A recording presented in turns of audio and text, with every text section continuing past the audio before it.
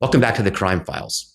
Today's file is a deep dive into a case that defined my time in Bangkok. For those who've read my book, Beyond the Badge, you know the details. For the rest of you, this is the inside story of the death of David Carradine.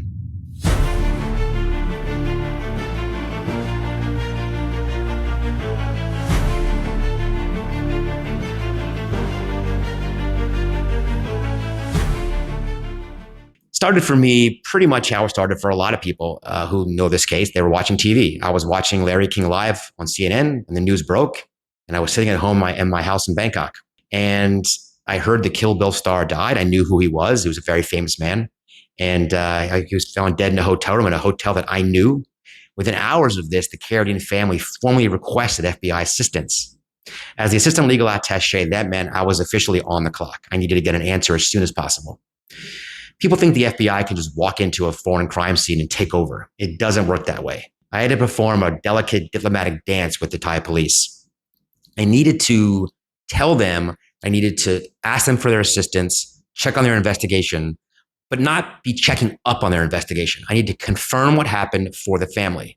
Just because it was a US citizen did not mean we had a crime.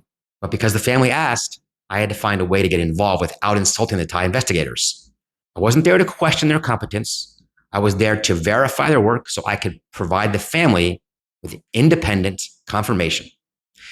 I had to tell the Thai police, the generals and colonels, I'm here to report back on the great job you're doing while actually needing to see every piece of evidence myself. Luckily for me, the Thai police are very nice. We had a good relationship and they said, of course, John, what do you need? Well, the media was screaming about potential robberies or triad hits, or transgender men committing robbery or murder. So I went to the case officer and we went straight to the evidence. First, we pulled all the CCTV footage. We scrubbed through hours of tape covering the hallway to the room Mr. Carradine's body was found. The results were definitive. No one entered or exited that room during the relevant time frame. Then there was the robbery theory. When we processed the room, when the Thai police processed the room and then brought me in to see it, we found a significant amount of cash left out in plain sight. If a thief had been there, that money would be gone. So the presence of the cash combined with the pretty sterile CCTV footage immediately pushed the foul play to the bottom of the list. So to understand what happened in that closet, in that room, we had to look at David's past as well.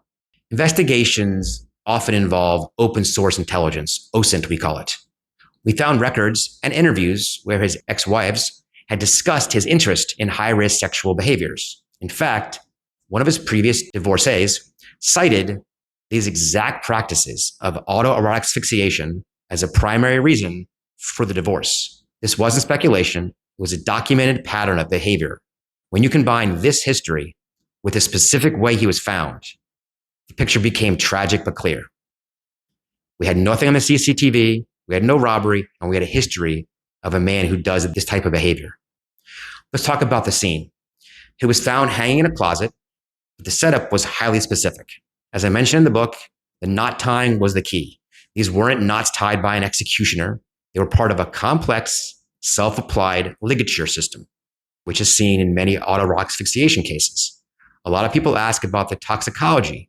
Truthfully, toxicology wasn't the smoking gun in this. Whether he had a drink or a pill didn't change the physics of what happened in that closet. And in fact, we have information he had a few drinks beforehand.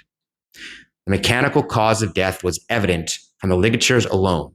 My job was to synthesize this, the CCTV, the money, the knots, and the history into a report for the Bureau and the family in a very tight time frame, which I was able to do. I had a very short window to report my findings back to FBI headquarters, as Director Mueller had requested it as soon as possible. My conclusion was firm. This was a tragic accidental death caused by autoerotic asphyxiation. It wasn't the Hollywood ending that you would have wanted or people would have wanted, and the tabloids for sure wanted, but it was the truth.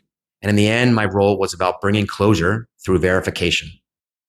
If you want the full, unvarnished play-by-play of those meetings with the Thai police and Thai authorities, check out the chapter in my book, Beyond the Badge. I have a whole chapter on this as well, where I go a little bit deeper into it.